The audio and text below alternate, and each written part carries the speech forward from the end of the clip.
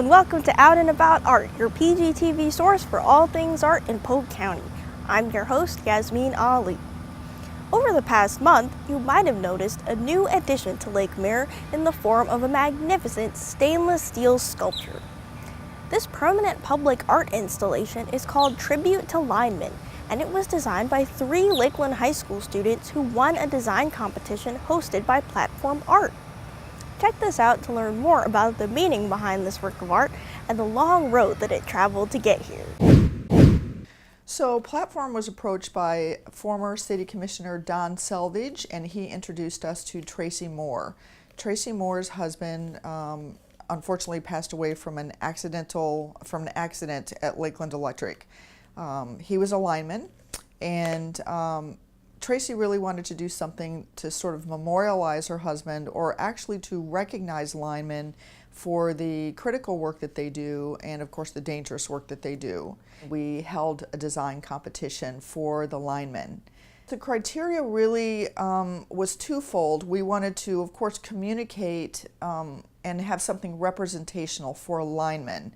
And I think that was important, especially from the lineman perspective. They wanted something very representational.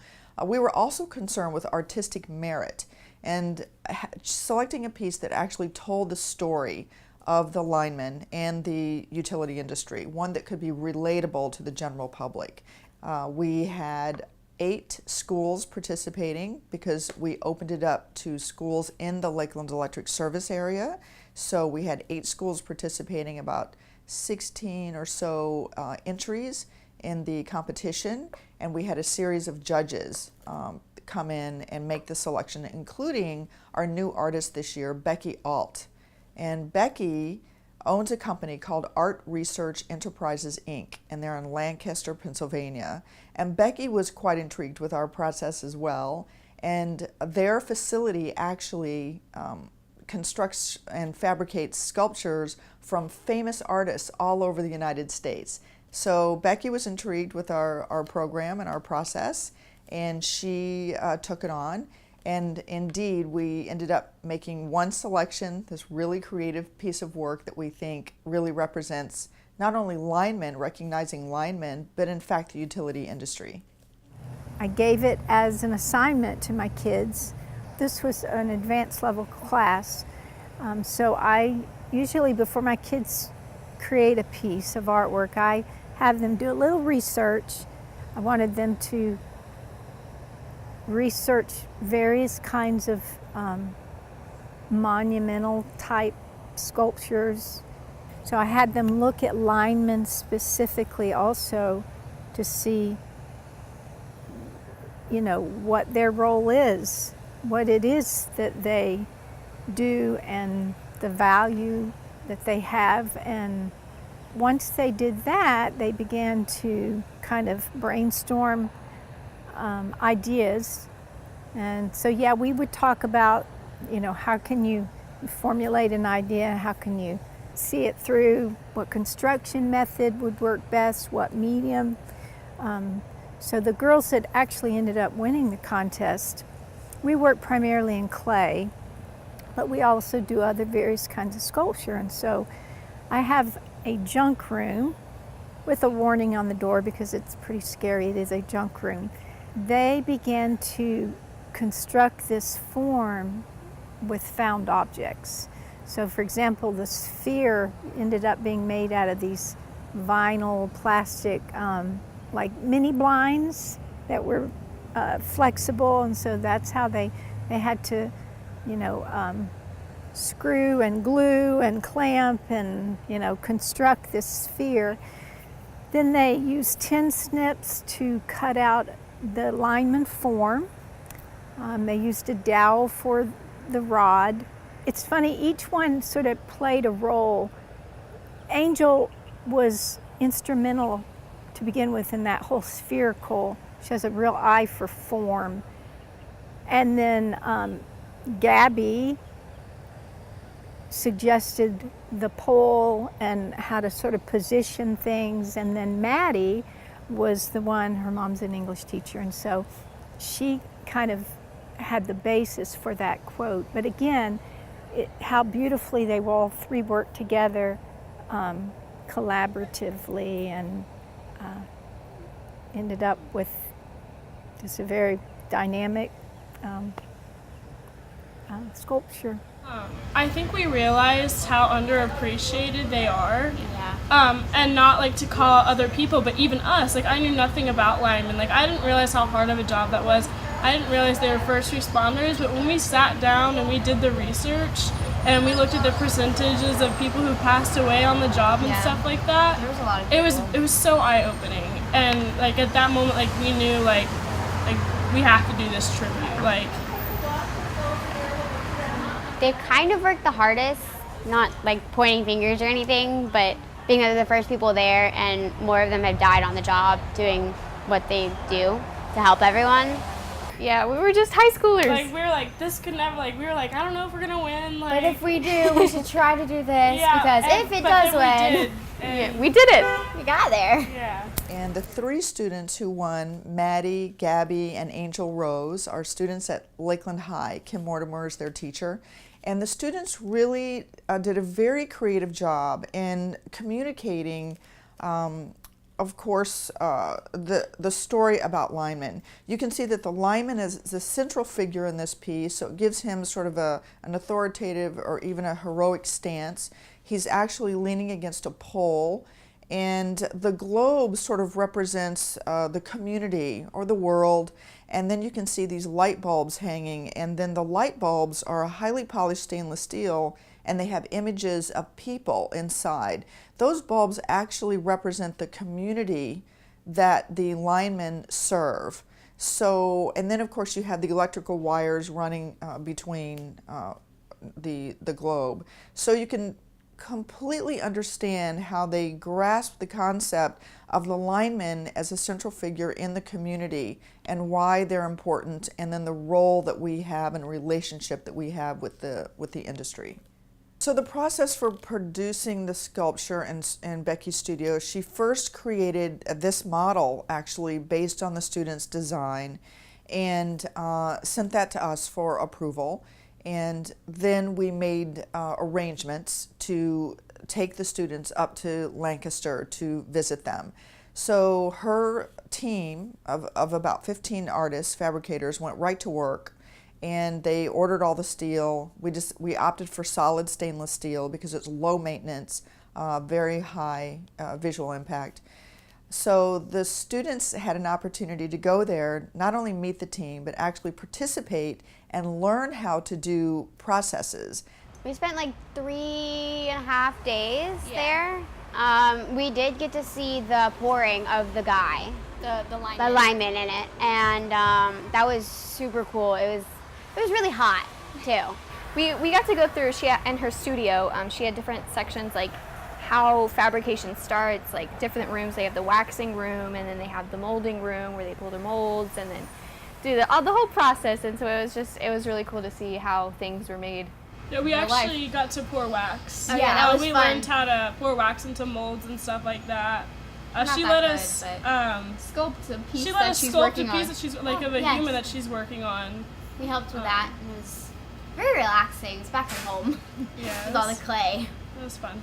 We got to see the pouring of the actual mold for the lineman figure that was central to the sculpture, which was fascinating. And so again, even for me, I had never actually seen that. So it was an amazing, amazing experience, and impacted my girls to the point where they actually they were all sort of considering perhaps going in the arts somehow, but a couple of them, 2 of the 3, definitely want to pursue something in the arts, and possibly even go to school there, not too far from Becky's studio. So, fantastic experience.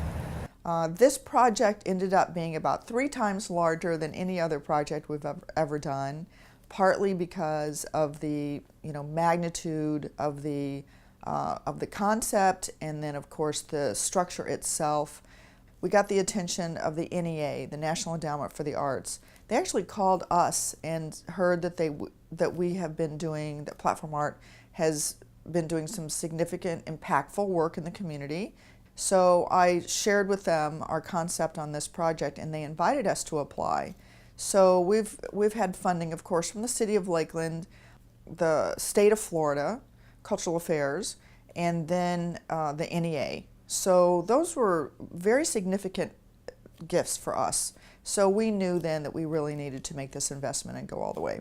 Just the beauty of flipping a switch and voila, having light, something we take for granted. And just like that, we take them for granted. And they're the ones that have the skill set to restore that for us. I know that it impacted my girls. They kind of had this realization as well. And then, especially after the storm, Irma, how awful it was. It impacted all of us. And then to see linemen, like a convoy of them traveling down the road, was sort of impactful and kind of emotional, that they not only did what they did for us locally, but reached out to other communities as well, to help them, to restore their power. Because, you know, we, again, take that so for granted. One will energize many and be a light of hope. I mean, once we saw it, we knew it. We knew it. We thought, that's perfect. Couldn't be better said, so. The tribute to Linemen sculpture is an amazing reminder to stop and think about the simple things we take for granted. If you would like to see the beauty of this sculpture in person, it's located right beside the Lakeland Electric headquarters on Lake Mirror. And now I'd like to introduce a new segment to Out and About Art called Artist Spotlight. This will be a great chance to learn about local artists in Polk County. Our first spotlight features the Arts Ensemble Education Foundation's newest resident artist, Elizabeth Ervin. The Arts Ensemble Education Foundation is an arts incubator that provides resident art programs that promote and support local artists, youth arts education for at-risk children, and healing arts in collaboration with existing health and wellness agencies. Their newest resident artist, Elizabeth Ervin, calls herself a hometown girl whose art is as diverse as the causes she holds dear to her heart. Let's take a look.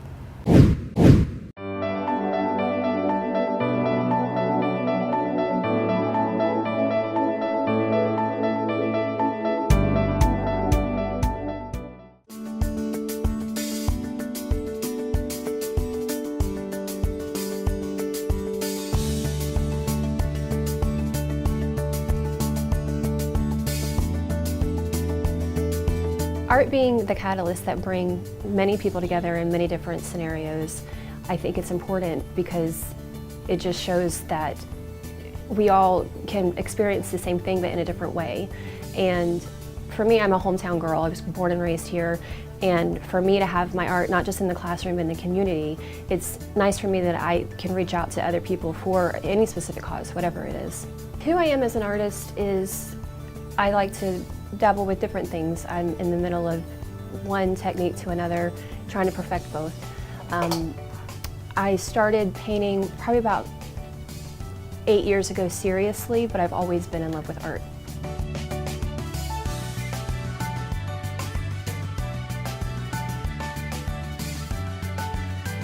Being a teacher in a private school, it helps me be a better artist because I get to see the different techniques. I get to see the different ways that people learn, the different way people see art, the different way they portray it, the way they translate it. I hope that in art, at the end of the day, that with my school where I teach, it's our first year having an art program. So I like that whether I finish or stay there forever, that I hope that that always stays instilled with the kids there and that they take that and move on with it.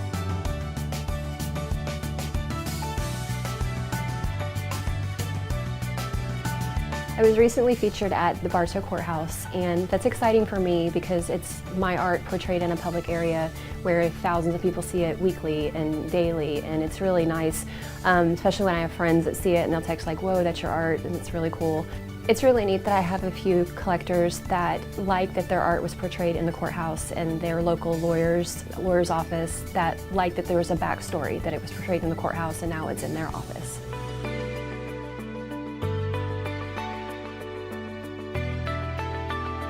The way I try to give back through the arts, with my school, we do an art show. That way we can showcase my students' work.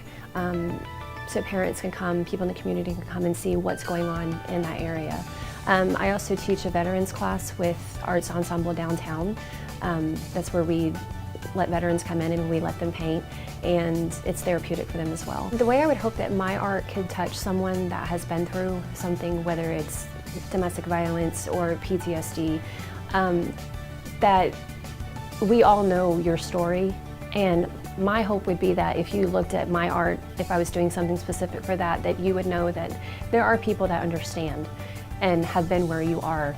And I would hope that if I did a collection for that specific topic, that they would get that feeling of safeness, that feeling of identity, that they're not just a victim, that they could be a survivor. I feel like what it is to love art is it's everything that's in you that you get to portray it, whether it's a good day or a bad day.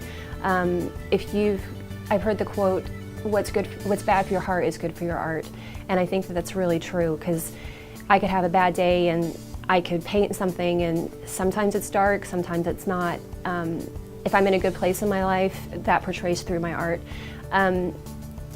I think that we all go through trials, and I think that the therapy part of it, of putting it out into painting, however the art is, if it's painting or sculpture or whatever, I think that it's very therapeutic for you. So I think that for everyone, even if they aren't a known artist, that if you have that ability, then that's what it is to me.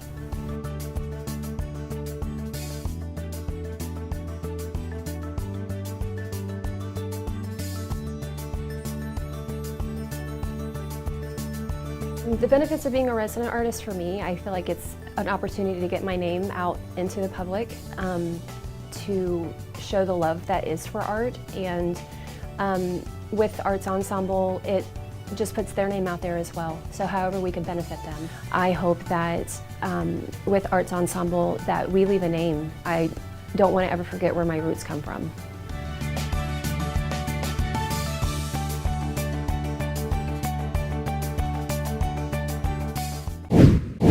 The Arts Ensemble Education Foundation is located at 230 Avenue C Southeast in Winter Haven. For more information on gallery hours, upcoming exhibits, and their other resident artists, visit them at www.artsensemble.org. You can also follow them on Facebook by searching Arts Ensemble Winter Haven. Last but not least, it's time to talk about a new public art project that will be making its way to a building near you in November. Tapestries Lakeland, an Unmural Art Exhibition, is the latest brainchild from artist and gallery owner David Collins. A number of local artists are currently hard at work on 60 tapestries that will be spread across buildings in the Midtown, downtown, and Dixieland area. The idea started, someone donated some canvases that had been used for a theater production as backdrop, and when they were through with them, they were going to discard them and said, hey, you want to paint on these? And Aaron Corbett and Anna Lopez and myself each took one, and one night had what we called a paint out, where each of us painted pieces, and it kind of rang a bell with me after we got them done that, you know, these are kind of like murals, but murals are painted on walls. So I started experimenting with the canvas, trying to figure out a way to seal it properly so that it could be displayed outside. So it has a primer and a sealer combined together. And it's flood coated on both sides of the 10-ounce duck canvas. And of course the canvas has grommets around it, so it makes it easy to hang. I thought, well, that'd be cool. We could have a show of murals. We can paint them here and then ask somebody to put it up. It's easier to take a finished product to a building owner and say, can I put this on your wall, than it is to start an idea about, can I paint a mural on your wall, and then who's going to pay for the mural to be painted on the wall, and what is the subject matter of the mural, and is it satisfactory to you, and so forth. So it's an easier transition into the concept of mural than painting on walls. We invited artists to paint that we already knew, and then put out an open call to artists to attract additional artists. People would ask, well, what's the theme? Mural installations don't happen that way. You know, somebody doesn't take a town and say, okay, we're going to put murals in this, and okay, what's the theme, and everybody has to comply. So I didn't want to impose that concept of what am I going to paint. This is a funded project. The Lakeland CRA and the Lakeland LDDA and the Citrus Connection all funded it. There's expectations when people fund that you're going to have something that is worth the money they paid for it. So we have good professional artists, and I kind of wanted to make that a reality. Some of them have never painted murals. After having done this, those same people are probably more apt to paint murals, so it moves the ball for us a little bit further. We've had a relationship with David Collins over the years. He's done several projects with us, or actually we've done them with him. He's the brain of these operations in terms of the types of projects. And that's what's so interesting about the things that David does, is that the art projects are not for the sophisticated art consumer. They're for the regular person to go, okay, that's interesting. To me, that's art. And it connects everyone on a much more sort of human level. And so even though these are paintings, because they're on the canvas, because they're on the sides of buildings, and they could pop up, anywhere in the central downtown and Dixieland and Midtown area, anyone can, see it closely. They can walk from their home, they can drive by it, they can, experience it from their car, they can experience it on foot. So I just think it puts art sort of in the face of the community instead of asking the community to come to the art. And I think that's what makes it such a special relationship and project. All of these that he's done so far is that it really does help bring art directly to the people. There are 60 murals all total. 40 of them are paid at the rate of $10 per square foot, but there's another 20 are being offered to like Harrison School for the Arts or Florida Southern College or Polk State for their students to be able to participate, which helps the students move into the concept of muraling, because it's probably the largest canvases that they've ever worked on. The institution, schools, or individuals then pay a fee that covers the cost of materials, paint, installation, to participate in this show. One of our artists, Anna Lopez, who painted at Hillcrest Live the other night, she has 5, and all of them contain rubber ducks. We have Dixieland, downtown, Midtown, so you're apt to see a rubber duck here, and somewhere else a rubber duck, and somewhere else a rubber duck. Just moving them around for variety's sake. So the dogs, it all began when I went to the movie theaters and they have these machines of, full of rubber duckies inside, and I was like, oh, rubber duckies. After some time, I don't know, I just kept this ducky and I kept like getting every time, and with time I started like thinking about the meaning of the machine and all these duckies in the machine. So it sort of like struck me as like the dogs are a bit like us, they are close in this machine, and they need to be freed. People like, we are artists, we are policemen, we are firemen, we are nurses and whatnot. So all these duckies represent in some way like us.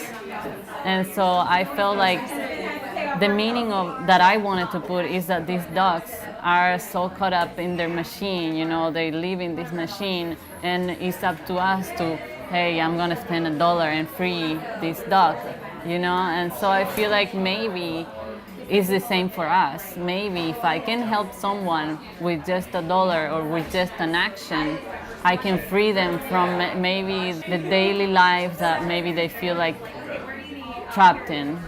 There's many ways to interpret things, so that's my interpretation of the dog. The painting that I did here for Kilchrist, if you see the image, the dog is sitting on a pillar, and this pillar to me means education, which should be the foundation, of our society, knowledge, education, and we are intelligent, creatures. So I thought that would be the sustaining part of our freedom, which is the Statue of Liberty. It talks about freedom. It talks also about like immigration, which I didn't really think about until somebody mentioned something. Hey, why did you put this and that? And so the other element around the Statue of Liberty is the barbed wire. If we don't have education, we are not truly free. So that's a bit maybe the meaning behind it. There is more to it that I didn't see, that other people notice, hey, maybe that means like, the liberty represents the freedom of people, and the barbed wire is like, they're not welcome anymore into United States, which it is a pretty big message that I didn't mean, but hey, if it is there and if people see that, maybe it's because that relates to them, so yeah. Over time, we hope that we can continue this type of Unmural Lakeland Tapestries project and do it again on different buildings, different artwork, and then it brings those who enjoyed it the first time, and then it brings more people, hopefully, the second time around.